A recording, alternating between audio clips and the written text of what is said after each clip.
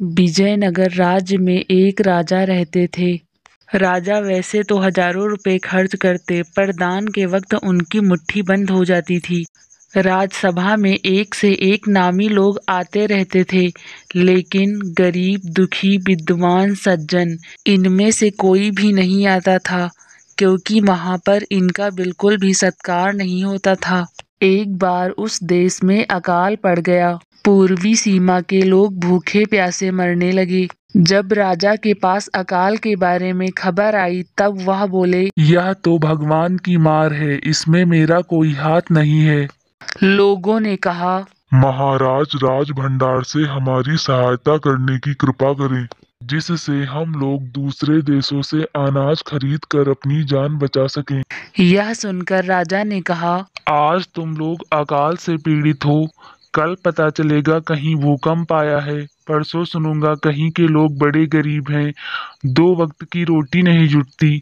इस तरह सभी की सहायता करते करते जब राज भंडार खत्म हो जाएगा, तब खुद मैं ही दिवालिया हो जाऊंगा। यह सुनकर सभी लोग निराश होकर वापस लौट गए। इधर अकाल का प्रकोप फैलता ही जा रहा था। न जाने रोज कितने ही लोग भूखे मरने लगे। लोग फिर राजा के पास पहुंचे। उन्होंने राजसभा में गुहार लगाई, दुहाई महाराज, आपसे ज्यादा कुछ नहीं चाहते, सिर्फ 10,000 रुपये हमें दे दो, हम आधा पेट खाकर भी जिंदा रह जाएंगे। राजा ने कहा, 10,000 रुपये भी क्या तुम्हें बहुत कम लग रहे हैं? और इतने कष्ट से जीवित रहकर लाभ ही क्या है? एक व्यक्ति ने कहा, भगवान की कृपा से लाखों रुपए राजकोष में मौजूद हैं। जैसे धन का सागर हो, उसमें से एक आधा लोटा ले लेने से महाराज का क्या नुकसान हो जाएगा। राजा ने कहा, राजकोष में अधिक धन है तो क्या उसे दोनों हाथों से लुटा दूं? एक अन्य व्यक्ति ने कहा, प्रतिदिन हजारों रुपए इन सुगंधित वस्त्रों, मनोरंजन और महल की सजावट में खर्च होते हैं। यदि इन रुपयों में से थोड़ा सा धन जरूरतमंदों को मिल जाए, तो उन दुखियों की जान बच जाएगी। यह सुनकर राजा क्रोध में आ गए। वे गुस्से से बोले, खुद भिखारी होकर मुझे उपदेश दे रहे हो? मेरा रुपया है, मैं चाहे उसे उबाल कर खाऊं, चाहे तल कर खाऊं, मेरी मर्जी। तुम अगर इसी तरह बकवास करोगे तो मुश्किल में पड़ जाओगे, इसलिए इसी वक्त तुम चुपचाप खिसक जाओ। राजा का क्रोध देखकर सभी चुपचाप वहां से चले गए। राजा हंसते हुए बोला, छोटे मुंह बड़ी बात, अगर 100-200 रुपए होते तो एक बार सोच भी सकता था। पहरेदारों की खुराक 2-4 दिन कम कर देता और यह रकम पूरी भी हो जाती। मगर 100-200 से इन लोगों का पेट नहीं भरेगा। एकदम 10,000 मांग बैठे। छोटे लोगों के कारण नाक में दम हो गया है। यह सुनकर वहां उपस्थित लोग हाँ हूं कर रह गए, मगर मन ही मन उन्होंने भी सोचा, राजा ने यह ठीक नहीं किया है। 2 दिन बाद न जाने कहां से एक बूढ़ा सन्यासी राजसभा में आया। उसने राजा को आशीर्वाद देते हुए कहा, दाता करण महाराज, बड़ी दूर से आपकी प्रसिद्धि सुनकर आया हूँ।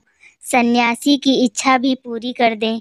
अपनी प्रशंसा सुनकर राजा बोला, जरा पता तो चले तुम्हें क्या चाहिए। यदि थोड़ा कम मांगोगे तो शायद मिल भी जाए। मैं तो सन्यासी हूँ, मैं अधिक धन का क्या करूँगा। मैं राजकोष से 20 दिन तक बहुत मामूली भिक्षा प्रतिदिन लेना चाहता हूँ। मेरा भिक्षा लेने का नियम इस प्रकार है, मैं पहले दिन जो लेता हूँ, दूसरे दिन उसका 2 गुना, फिर तीसरे दिन उसका 2 गुना, फिर चौथे दिन तीसरे दिन का 2 गुना, इसी तरह से प्रतिदिन 2 गुना लेता जाता हूँ।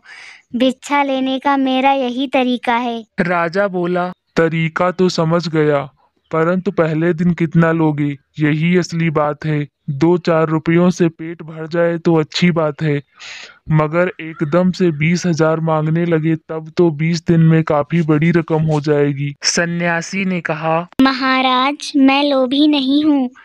आज मुझे 1 रुपया दीजिए, फिर 20 दिन तक दोगुने करके देते रहने का हुक्म दे दीजिए।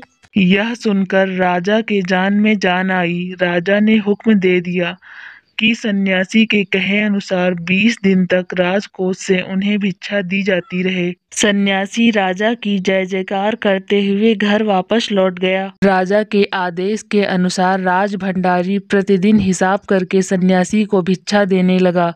2 दिन बीते, 10 दिन बीते, 2 सप्ताह तक भिक्षा देने के बाद भंडारी ने हिसाब करके देखा कि दान में काफी धन निकाला जा रहा है। यह देखकर उन्हें उलझन महसूस होने लगी। महाराजा तो कभी किसी को इतना दान नहीं देते थे। यह बात मंत्री को बताई। मंत्री ने कहा, यह बात तो पहले ध्यान में ही नहीं आई थी, मगर अब कोई उपाय भी नहीं है। महाराजा का हुक्म बदला नहीं जा सकता। कुछ दिनों बाद भंडारी फिर मंत्री के पास हिसाब लेकर आ गया। हिसाब देखकर मंत्री का चेहरा फीका पड़ गया। मंत्री ने पूछा, कुल मिलाकर कितना हिसाब हुआ है? भंडारी ने कहा, 10,48,575 रुपए हुए हैं। मंत्री ने कहा, यदि सन्यासी को इतने रुपए दे दिए तब तो राजकोष खाली हो जाएगा। सभी राजा के पास गए। मंत्री ने कहा, महाराज, राजकोष खाली होने वाला है। राजा ने पूछा, वह कैसे? मंत्री बोला, महाराज, सन्यासी को आपने भिक्षा देने का हुक्म दिया है, मगर अब पता चला है कि उन्होंने इस तरह राजकोष से करीब 10 लाख रुपए झटकने का उपाय कर लिया है। राजा ने गुस्से से कहा, मैंने इतने रुपए देने का आदेश तो नहीं दिया था, फिर इतने रुपए क्यों दिए जा रहे हैं? मंत्री ने कहा, जी, सब कुछ आपके हुक्म के अनुसार ही हुआ है। आप खुद ही दान का हिसाब देख लीजिए। यह बोलकर मंत्री राजा को हिसाब की लिस्ट दिखाने लगा। हिसाब देखकर राजा घबरा गया और सन्यासी को बुलावा भेजा। सन्यासी के आते ही राजा रोते हुए बोले, दुहाई है सन्यासी महाराज, मुझे इस तरह जानमाल से मत मारिए। जैसे भी हो एक समझौता करके मुझे इस वचन से आजाद कर दीजिए। अगर आपको 20 दिन तक भिक्षा दी गई तो राजकोष खाली हो जाएगा, फिर राजकाज कैसे चलेगा? सन्यासी ने कहा, इस राज्य के लोग अकाल से मर रहे हैं, मुझे उनके लिए केवल 50,000 रुपए चाहिए।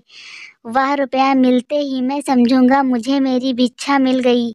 यह सुनकर राजा ने कहा, परंतु मुझसे उस दिन एक आदमी ने कहा था कि लोगों के लिए 10,000 रुपए भी बहुत होंगे। सन्यासी ने कहा, मगर आज मैं कहता हूँ कि 50,000 से 1 पैसा कम नहीं लूंगा।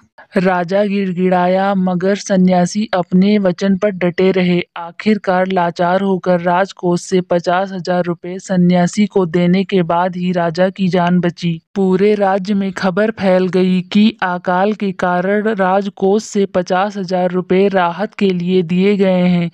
सभी ने कहा, हमारे महाराज करण जैसे दानी हैं।